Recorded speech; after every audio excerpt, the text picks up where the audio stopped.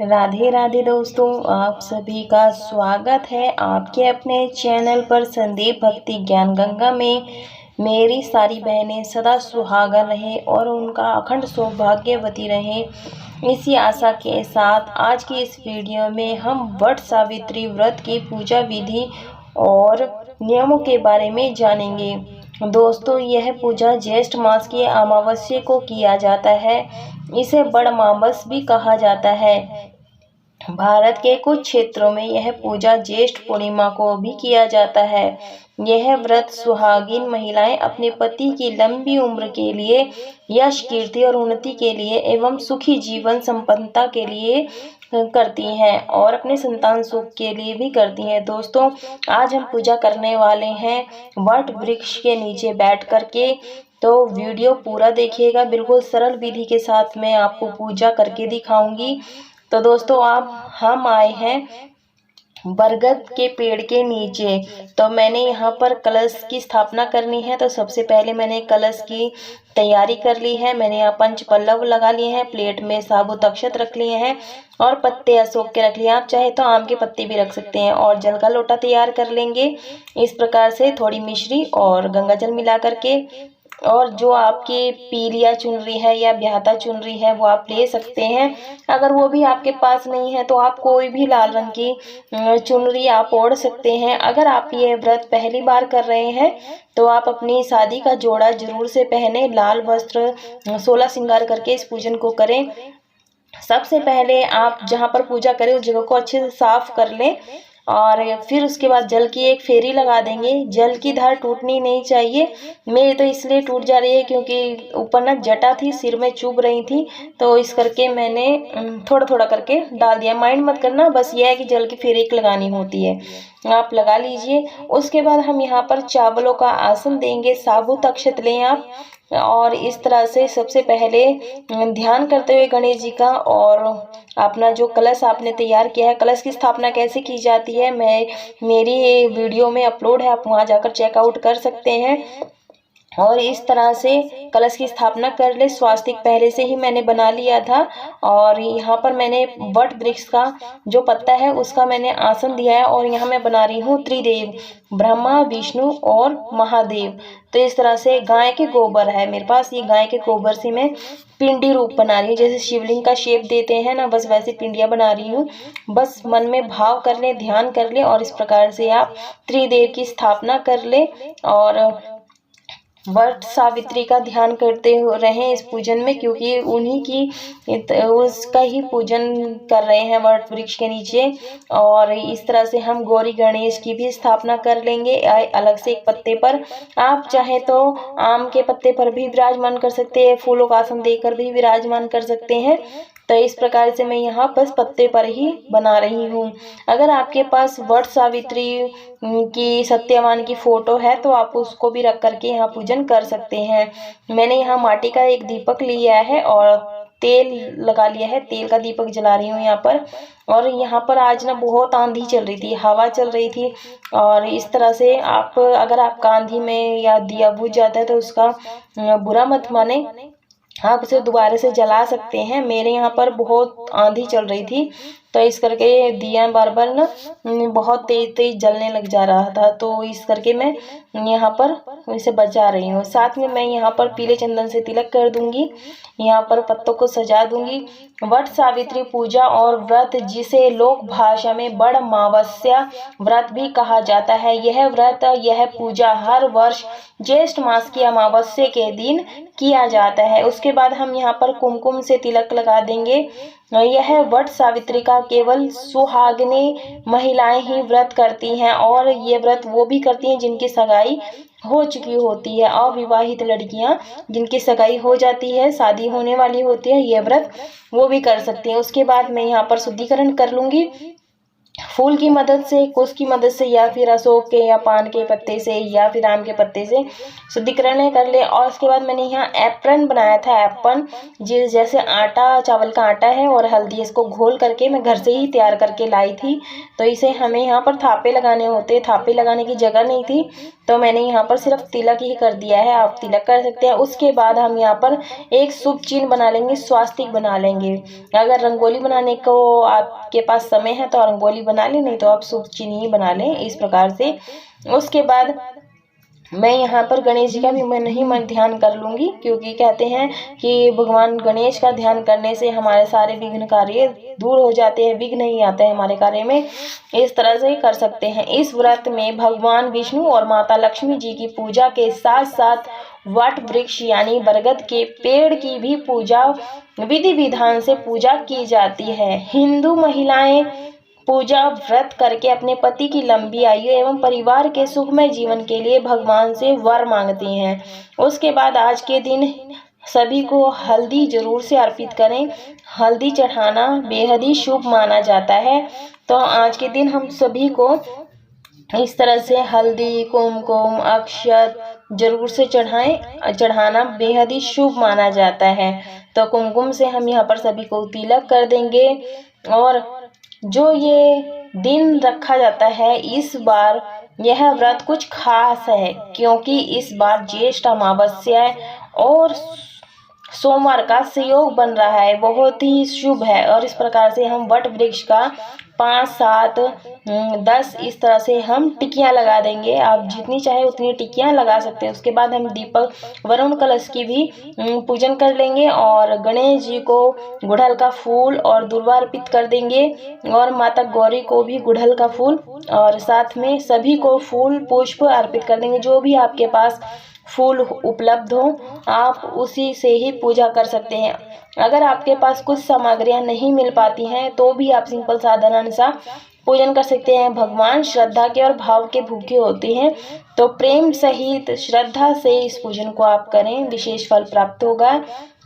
इस प्रकार से हम वट वृक्ष को भी पुष्प अर्पित कर देंगे। और कहते हैं कि जो देवी है, ज्येष्ठ मास अमावस्या के दिन ही देवी सती सावित्री ने यमराज से अपने पति सत्यवान के प्राण वापस लिए थे। तो इस प्रकार से हम सभी को पुष्प अर्पित कर देंगे, ध्यान रहे। और साथ में हम यहाँ पर वस्त्र रूपी कलावा अर्पित कर देंगे। अगर आप बड़ा कपड़ा लेकर आए हैं चढ़ाने के लिए तो आप वट वृक्ष को भी चढ़ा सकते हैं, नहीं तो वस्त्र रूपी कलावा आप जरूर से बांध दें। और उसके बाद हम जनेऊ अर्पित कर रहे हैं। तो इस प्रकार से ब्रह्मा, विष्णु, महेश और गणेश जी को जनेऊ अर्पित कर देंगे।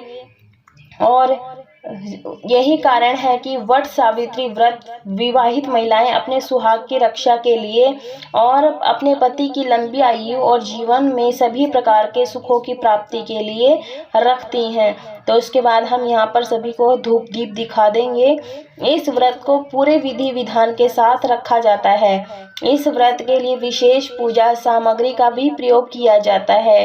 तो जो भी आपके पास सामग्री हो आप वो कर लें। और ये जो पूजन सामग्री है ये आप एक दिन पहले ही इकट्ठी कर लें। उसके बाद हम यहाँ माता गौरी को और सत्यवान सावित्री का ध्यान करते हुए वट वृक्ष के पास 16 श्रृंगार की सामग्री अर्पित कर देंगे। और यहाँ पर मैंने तौलिया ली है और साथ में एक चुनरी ली है। ये सभी को मैं वस्त्र अर्पित कर दूंगी। और कहते हैं कि हम इस तरह से करते हैं तो हम अपने सुहाग की कामना करते हैं। तो इस प्रकार से मैंने ये वस्त्र का जोड़ा रख दिया। आप चाहे तो यहाँ साड़ी, सूट, चुनरी जो भी आप रख सकते हैं। अगर इतनी सामर्थ्य नहीं है तो आप एक रुमाल ही रख लें और छोटी सी चुनरी रख लें। उसके बाद हम यहाँ पर इत्र लगा देंगे। इत्र पूजा में विशेष महत्व होता है क्योंकि इससे वातावरण सुगंधित होता है। और इस प्रकार से हम यहाँ पर जरूर से सभी को इत्र लगा देंगे, वट वृक्ष को भी इत्र लगा देंगे। इस प्रकार से मन ही मन में ध्यान करते हुए।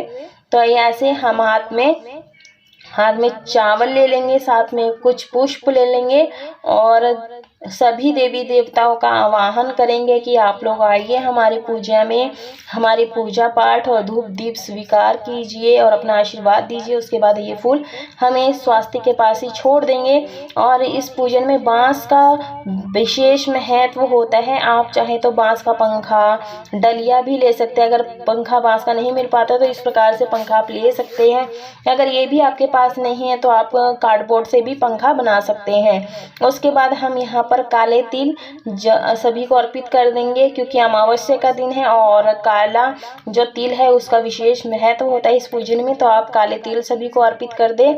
उसके बाद यहाँ पर सभी को अक्षत अर्पित कर देंगे और साबुत चने भीगे हुए हैं इन्हें भी हम धीरे धीरे अर्पित कर देंगे, क्योंकि भीगे हुए चने से हमारी वंश वेल में वृद्धि होती है। तो आप काले चने, काबुली चने भिगो करके 1-2 दिन पहले रख लें, अंकुरित कर लें, फिर उसके बाद चढ़ाएं। उसके बाद मौसमी फल जरूर से अर्पित करें। और जो इसमें विशेष भोग होता है खरबूजा और नारियल, इसका विशेष महत्व होता है इस पूजन में। तो आप इसे जरूर से अपने पूजन में रखें, इससे मनोवांछित फलों की भी प्राप्ति होती है। तो दोस्तों यह जो भोग है इसमें मैंने पूड़ियाँ 8 रखी हैं, साथ में गुलगुले रखे हैं, कहीं कहीं बरगदे हलवा भी बनाया जाता है। जैसे आपके यहाँ पर विधान हो, कुल परंपरा हो, आप ऐसा कर सकते हैं। हम यहाँ अट्ठावड़ी का भोग लगा रहे हैं और लगा करके हम यही पास में सामने रख देंगे। और यह पूजा किसी बड़े बरगद के नीचे बैठ कर के की जाती है। बरगद के पेड़ की पूजा करने के बाद उसकी परिक्रमा की जाती है। उसके बाद हम यहाँ पर अक्षत सभी को अर्पित कर देंगे, और क्योंकि तिलक के बाद अक्षत चढ़ाया जाता है। तो इस तरह से रख ले। और दोस्तों काले तिल जरूर से आप अर्पित करें। और हो सके तो आज के दिन अमावस्या के दिन पितरों का भी तर्पण किया जा सकता है, आप जरूर से करें, क्योंकि जहां हम पूजा कर रहे हैं उसके साथ हमें तर्पण नहीं करना है, तर्पण हमें अलग से करना होता है।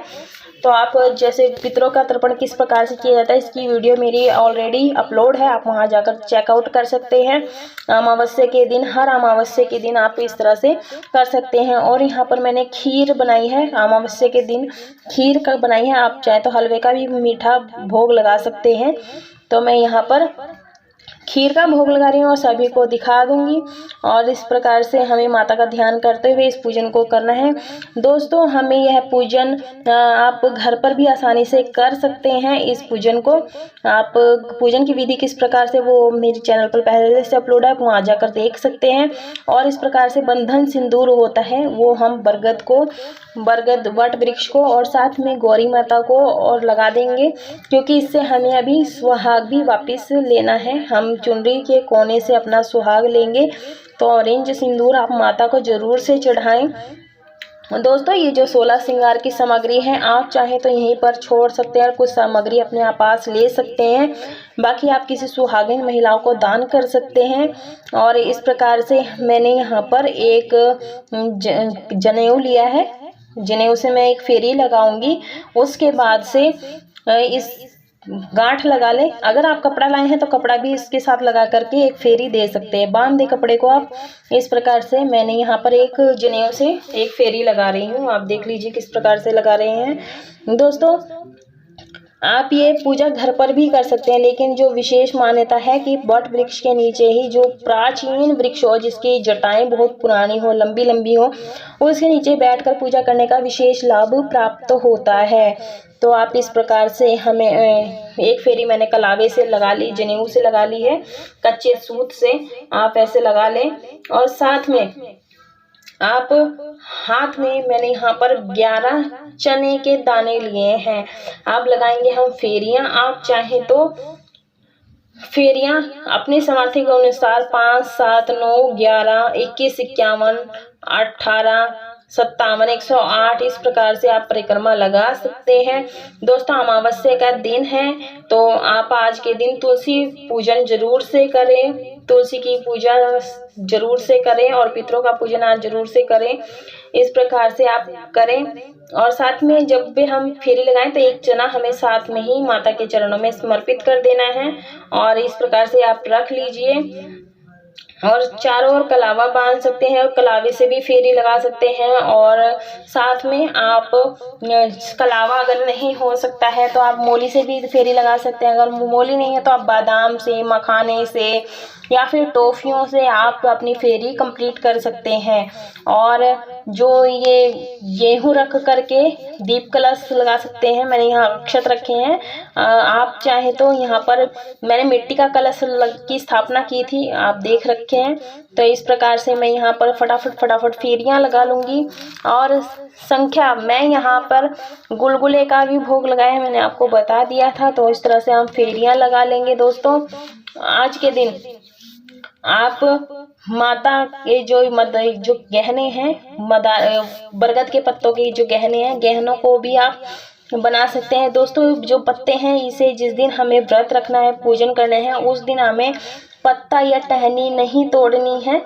तो इसका विशेष ध्यान रखें। और आंधी चल रही थी, सब सोचेंगे कि मैंने यहाँ सफाई नहीं की, सफाई की थी। आंधी चल रही थी तो सब पत्ते ऊपर से झड़ के साइड में लग चुके हैं, माइंड मत करना। और बस सरल पूजा विधि है। आप इस तरह से जब आपकी फेरियां कंप्लीट हो जाती हैं, आप हाथ जोड़ लें। और हाथ जोड़ने के बाद पूजा में रही कोई भी भूल चूक गलती हो क्षमा मांग लें। उसके बाद हम करेंगे यहाँ पर हवन एक छोटा सा। तो मैंने यहाँ पर कपूर रख लिया है, साथ में लौंग रख लिया है और घी डाल दिया था मैंने साथ में ही। उसके बाद हमें पूड़ी, खीर, गुलगुले का हम यहाँ पर भोग लगा रहे हैं हवन में, क्योंकि छोटा सा हवन करना जो बहुत ही शुभ माना जाता है। उसके बाद आचमनी कर ले। आचमनी करने से हमारी पूजा में कोई भी भूल चूक गलती हो जाती है वो क्षमा हो जाती है और भगवान सीधा हमारा भोग स्वीकार कर लेते हैं। अंत में हमें कपूर से आरती करनी है। और दोस्तों आप जब ये व्रत कर रहे हैं तो घर में लहसुन प्याज का तड़का ना लगाएं, बिल्कुल सात्विक शुद्ध खाना भोजन बनाएं। और जो व्रत करते हैं, जब तक ये व्रत रखते हैं, जब तक उनकी पूजा कंप्लीट नहीं हो जाती, उसके बाद ही जल अन्न ग्रहण करते हैं। तो दोस्तों आपने एक ही अन्न का भोजन करना है, मीठा भोजन करना है। आप गेहूं से बने हुए हलवा खा सकते हैं, पूड़ी खा सकते हैं, गुलगुला खा सकते हैं, जो भी आपने भोग में बनाए हैं वो खा सकते हैं। मतलब अलग से कोई चीज़ नहीं खानी है, चावल नहीं खाने हैं। आप बस इस तरह जो भी ऋतुफल है आप उसमें से कुछ अपने पास रख लें, कुछ परिवारजन में जो भी आसपास है उसमें आप बांट दें। और जो ये चने हैं, चने को भी आप कुछ पानी के साथ निगलना होता है, 11 चने निगलने होते हैं, आप निगल सकते हैं। कोपल होती है और बरगदे होती है, उसे भी निगलते हैं। तो आपकी जैसे यहाँ परंपरा होती हो आप ऐसा करें। साथ में जो ये 16 श्रृंगार की सामग्री है, ये हमें कुछ अपने पास रखनी है। ये देख लीजिए, इस तरह से प्राचीन वट वृक्ष होना चाहिए, बहुत ही पुराना। इस तरह से जड़ें निकली होती हैं लंबी लंबी सी। तो ये मैं यहाँ पर आई हूँ, ना ही ये मंदिर है यहाँ पर और ना ही आसपास में कोई है। ये मैं ऑन रोड पर कर रही हूँ पूजा, क्योंकि ये मेरे घर के आसपास है। तो दोस्तों ये थी बिल्कुल सरल विधि। अगर जानकारी पसंद आई तो वीडियो को लाइक शेयर जरूर